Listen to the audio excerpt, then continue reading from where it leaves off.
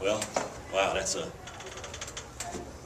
I'd rather be on the other end, but that's a hell of a basketball game to end out the 11 year.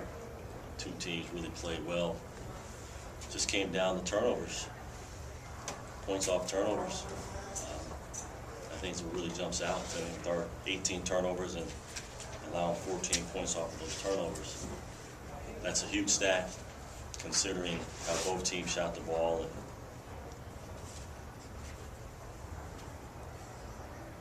it just comes down to a few more decisions by everyone involved in the game, and maybe it's a totally different result for everybody.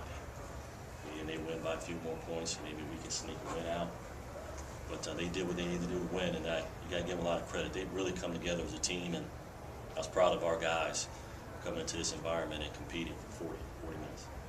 Questions? Upon reflection, given the league has been so tight, really now 2 seasons in a row, for you to have won 12 consecutive league games, can you reflect back on that streak a little bit? And it looked like when you took that early lead in half, it was going to be 13.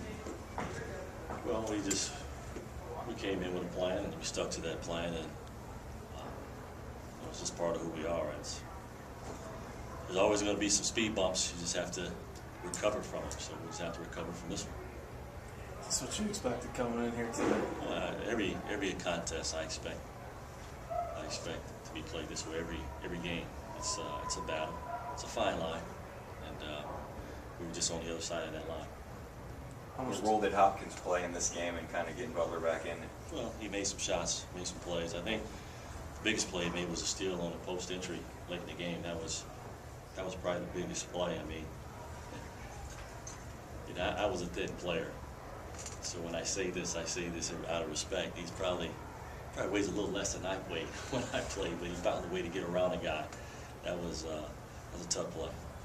Was it tough for you being without Tony for a while in the first half, sitting with 2 fouls, or how did that affect you?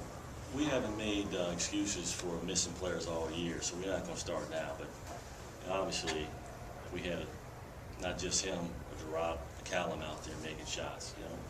We've done it all year. We've yet to play a game with our starting group, and then when you add foul trouble to it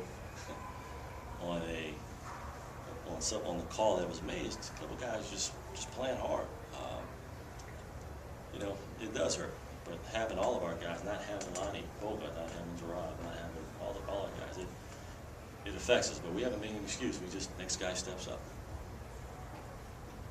You mentioned this as a speed bump, and given the way that the league has gone, it looks like it's going to go. Are you feeling pretty good about being 3-1? All you've done is you've won every game except losing on the defending champs swim court at the very end. Do you feel pretty good where you are?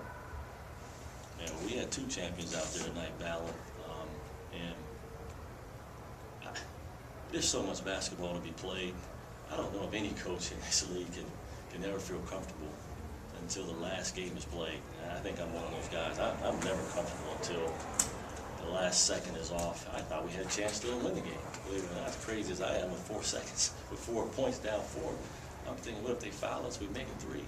So I think that's how that's how we all think as coaches. That there's always a chance as long as you have a game to play.